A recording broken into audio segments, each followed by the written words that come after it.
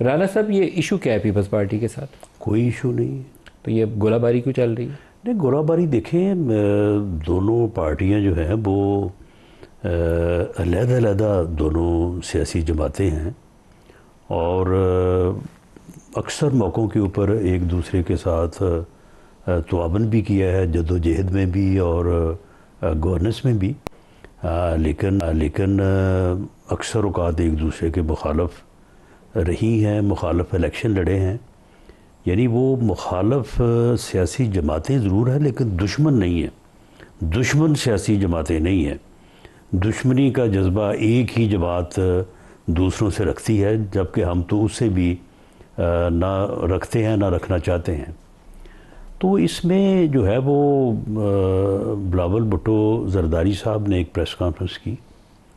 मैं एक सियासी कारकुन के तौर पे समझता हूँ कि बिल्कुल उन्हें हक हासिल है कि वो आखिर इस मुल्क के एक पॉलिटिकल रहनुमा हैं। उन्हें अपनी बात करने का, जो भी वो बात, वो भले हम उसे गलत समझें, सही समझें, नामुनासिब समझें, लेकिन उन्हें अपनी बात करने का पूरा हक हासिल। उन्होंने अपनी बात की। उन्होंने सैलाब से मुतल्लक, सैलाब ज़दगान की मदद से मुतल्लक बात की, जो कि वज़ीर आला पंजाब मरियम नवाज शरीफ साहबा को अच्छी नहीं लगी, नागवार गुजरी। शुरू तो उसी से हुआ। उनका उन्होंने जवाब दे दिया। तो मामला ये है कि मरियम नवाज़ आखिर एक लीडर है, एक बात को वो रिप्रेजेंट करती है, चीफ मिनिस्टर है पंजाब की, और पंजाब के मामले पे सबसे पहला हक उसका है कि वो बात करे। लेकिन ये कहा जाए वो कोई पे उठने वाली यानी वो कोई, तो ये इस तरह की नारेबाजी भी तो वो कोई यानी उस्मान बुज़दार तो नहीं है। तो बहरहाल उसने जवाब दे दिया। अब उसके बाद फिर अब आप देखें कि दोनों पार्टी लीडर्स हैं, बिलावल भुट्टो जरदारी साहब भी पार्टी लीडर हैं, उधर से मरियम नवाज शरीफ साहबा भी पार्टी लीडर हैं। तो फिर नीचे तो फिर कोई चारा नहीं है ना कि फिर बात शुरू उधर से भी इधर से भी जो है वो बात चल रही है। दूर तलक जाएगी लेकिन नहीं, दूर तलक कोई नहीं जाएगी। बहरहाल ये है कि आखिर सियासी कारकुन जो है, अगर सियासतदान जो है वो बात नहीं करेगा तो फिर और क्या करेगा। और वैसे मैं समझता हूँ कि आपके लिए भी अच्छा हो गया, वरना आपको मौजू को नहीं मिलता था काफ़ी अरसे से। चले अब ये कोई ना कोई टॉपिक मिलता ही रहता है, लेकिन ये नया टॉपिक है, ये एक नया टॉपिक है और ये इसमें आपकी दिलचस्पी भी काफ़ी है। वो आप दिलचस्पी बढ़ाने में आप रोल अदा करेंगे। नहीं, जब तक आप चाहेंगे तो ये दिलचस्पी बनी रहेगी, अल्लाह करेगा जी। शर्जील इनाम मेमन साहब, आप फरमाइएगा, इश्यूज़ क्या है, मसाइल कैसे शुरू हुए और कैसे ख़त्म होंगे? बिस्मिल्लाहिर्रहमानिर्रहीम। शुक्रिया नदीम मलिक साहब, आपने मौका दिया। जब पहले मैं आपके इंट्रो में एक चीज़ वाज़ह करूँ, आपने कहा कि जी चले पीपल्स पार्टी ने कोई वजारतें नहीं दी, लेकिन आज भी कोई ट्रांसफ़र पोस्टिंग होती है अहम अहदे पे तो पीपल्स पार्टी जो है वो मुशावरत करती है या उनको कोई नाम देती है। इसको मैं थोड़ा सा इस इंप्रेशन को क्लियर कर दूँ कि पीपल्स पार्टी ने कोई नाम किसी पोस्ट के लिए नहीं दिया। तो ये अगर वो कहीं से कोई इंप्रेशन भी हो रहा है तो मेरे ख्याल से इसको बिल्कुल क्लियर कर दें। और ऐसी कोई चीज़ नहीं है। जहाँ तक अब आगे ये बात कैसे हुई, बिल्कुल राना सनाउल्लाह साहब सियासी वर्कर हैं, सियासी कारकुन हैं, सियासी रहनुमा हैं, बहुत काबिल इज़्ज़त है। और उमैर नियाज़ी साहब बैठे हैं, उनको भी मेरे सलाम दे दीजिएगा। अब मैं आ जाऊँ जी कि ये टॉपिक हुआ कैसे।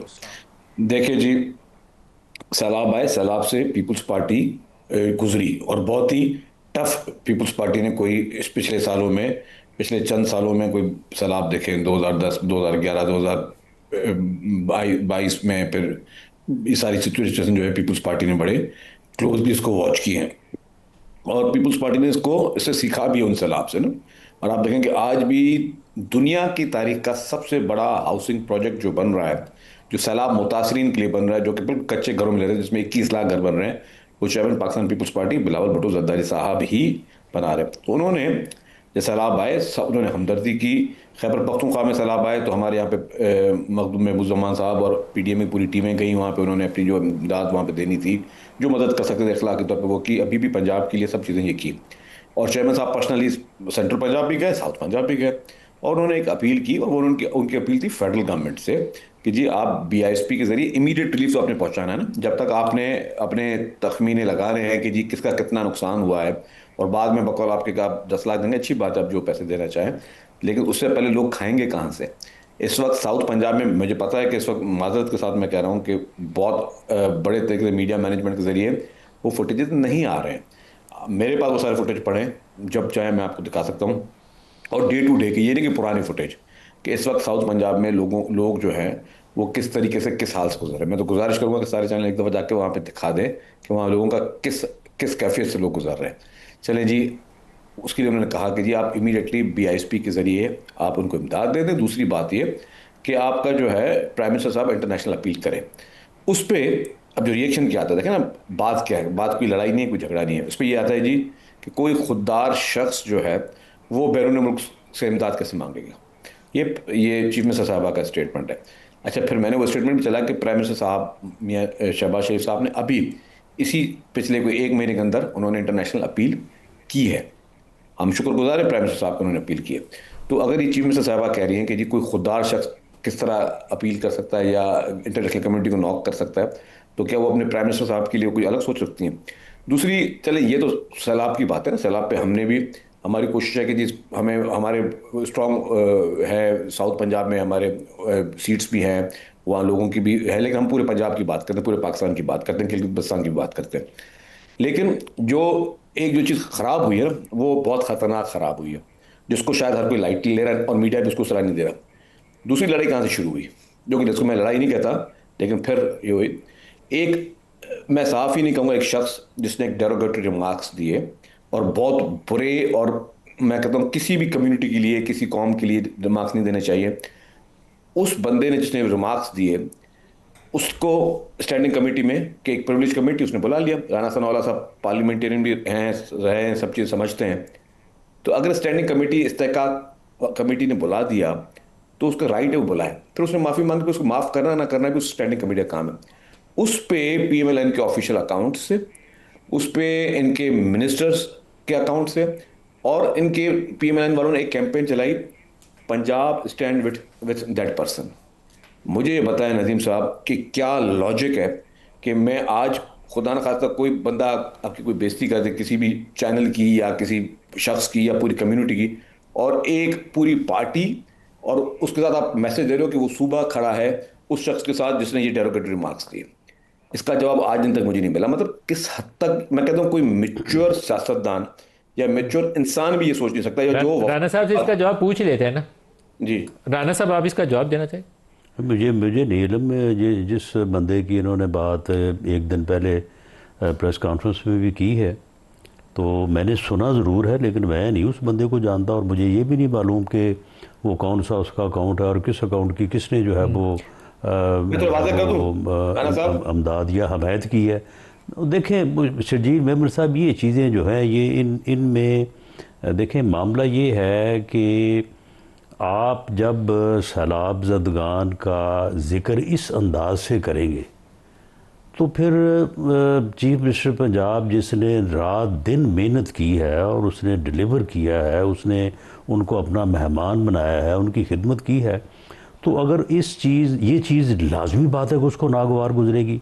और अगर उसमें उसने उसके जवाब में जो बात की है, साथ उसने ये भी तो कहा है ना कि बिलावल भुट्टो जरदारी मेरा भाई है, जरदारी साहब मेरे बुजुर्ग हैं, मैं उनकी इंतहा इज्जत करती हूँ। लेकिन अगली लाइन में ये भी तो कहती है ना, उंगली जो उठेगी पंजाब की तरफ उंगली तोड़ दो। उंगली जो उठेगी उसकी बात है ना। जिसको कह रही है समझ आ गई। उस उंगली से कोई मुराद शर्जील मेमन की उंगली तो नहीं है ना। नहीं, वो बिलावल को जवाब कर रहा है। कोई ऐसी बात नहीं है, ऐसी चीज़ों को जो है वो बोलिए। फिर उनसे बैरिस्टर अहमद साहब से भी पूछना है, आप पहले बता दें। मैं गर्ज कर लूँ, राणा साहब मेरे लिए काबिल एहतराम है, कदर मोहतरम है। जब मैंने पहली प्रेस कॉन्फ्रेंस की तो मैंने कहा कि मरीम नवाज साहबा मेरी बहन जैसी है।